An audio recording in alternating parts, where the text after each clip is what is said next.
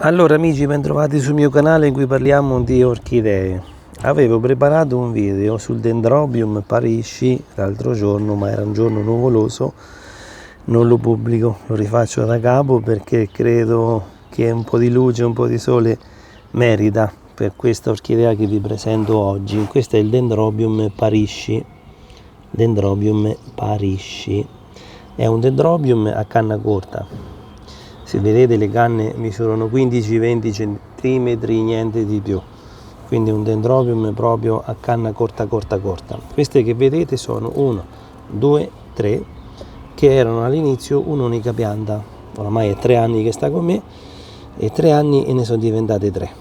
Rifiorisce sulle canne dell'anno precedente, ovvero sia, guardate che bello il fiore. La canna originale è questa, di quando l'ho acquistata. Questa è ancora quella più vecchia. Questa è ancora quella più vecchia. Questa è quella da quando l'ho acquistata. Questa è quella dell'anno scorso che fa i fiori. E poi abbiamo giù sotto qualcosina che sta cominciando a venire fuori, che sarebbe la nuova piantina.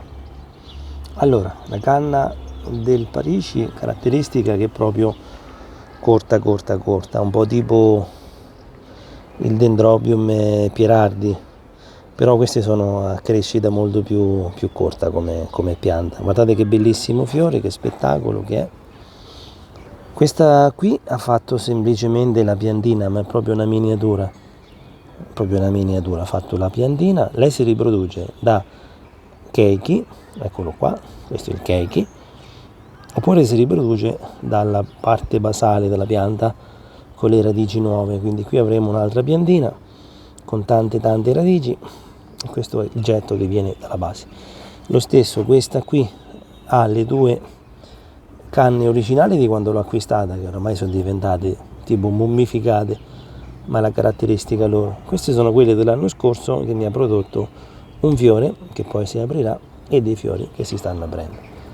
Quindi quando poi finisce la fioritura, forse, se decide, mi farà anche la piantina nuova. Guardate che meraviglia. L'avevo fatto il video, però non mi ha soddisfatto perché senza luce, senza sole, e oggi sono ritornato prima dal lavoro e quindi ve lo meritate di vedere qualcosa di carino. Questa è la piantina nuova, se vedete, eccola qua. Guardate che meraviglia i fiori. Guardate che spettacolo. Dentro sono scuri, tipo lampone il colore. Guardate che roba. Dentro sono scuri e hanno sto, proprio, vedete questa frangiolatura sulla parte, guardate se riesco a metterla a fuoco. Eccola.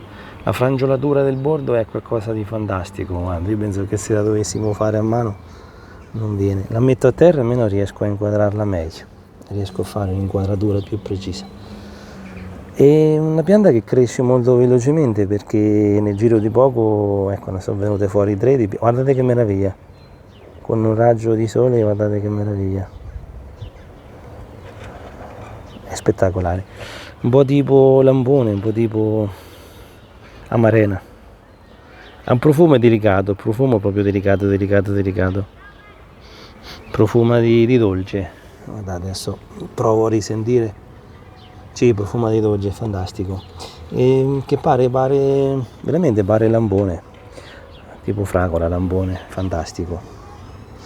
Allora, la pianta è a crescita, come dicevo, abbastanza veloce, nel senso che fa velocemente, avendo un periodo di riposo invernale, la pianta quando cresce molto velocemente. Se considerate che questa sta crescendo a vista d'occhio, penso che in una settimana ha avuto questa crescita qui. Questi dendrobium qui erano quelli che io tenevo in zattera su un video precedente, e la zattera è questa che vedete qua, dove adesso sta crescendo questa piantina spontanea del Mediterraneo, che poi vi documenterò la fioritura. Siccome in appartamento non mi soddisfaceva il discorso zattera per via del fatto che la pianta ha bisogno di prendere quanto più sole, quanto più luce, quanto più umidità.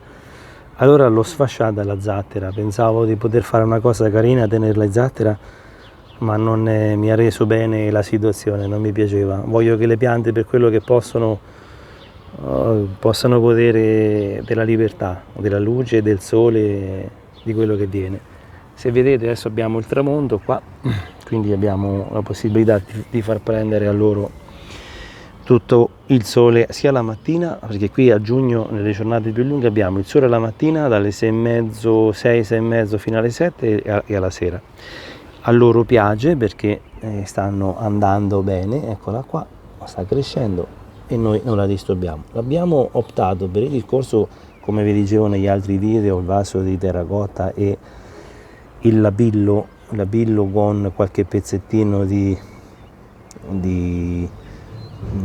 pietra pomice, ma non ci dovrebbe essere, no, c'è ghiaietto di marmo, forse ci sarà qualche pietra pomice, c'è argilla però, argilla espansa, pietra pomice, eccola qua, questa chiara qua, ghiaietto, la maggior parte, 80% è tutto puro lapillo. Ho aggiunto, se vedete questi pallini qua, lo smocote è un concime a lento rilascio. Praticamente che fa questo concime? Ci sono vari tipi di concimi a 3 mesi, 6 mesi, 9 mesi, questo è in 6 mesi, quindi in 6 mesi questo concime rilascia, c'è un brevetto particolare praticamente con l'acqua e con il caldo, questo concime apre e chiude piano piano quella membrana che vedete, è un materiale tecnologico, lo smocote riesce a lasciare gradualmente nel corso di 6 mesi il concime. L'ho messo giusto per dare un pochino più di energia alla pianta, perché prende tantissima acqua piovana, dunque sono 2 settimane che io annaffio pochissimo perché la pianta sta prendendo giù acqua dal cielo in quantità industriale, ha piovuto tantissimo e quindi sta prendendo l'acqua da sola. Io i giorni proprio che non piove, che è particolarmente secco, do l'acqua sempre con i miei 350 micro Siemens, come vi dicevo negli altri video. Per il resto, quando prende l'acqua piovana, vi giuro una buttata giù di acqua in quantità industriale. Vi volevo far vedere una cosa spettacolare.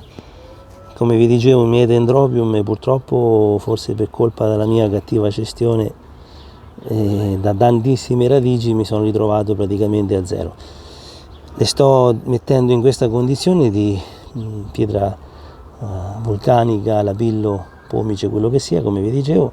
Ecco il risultato, questo è lo spegiosum. Lo spegiosum sta tirando fuori, eccolo qua, vedete la sua piantina, non riesco a metterla fuori, eccola qua.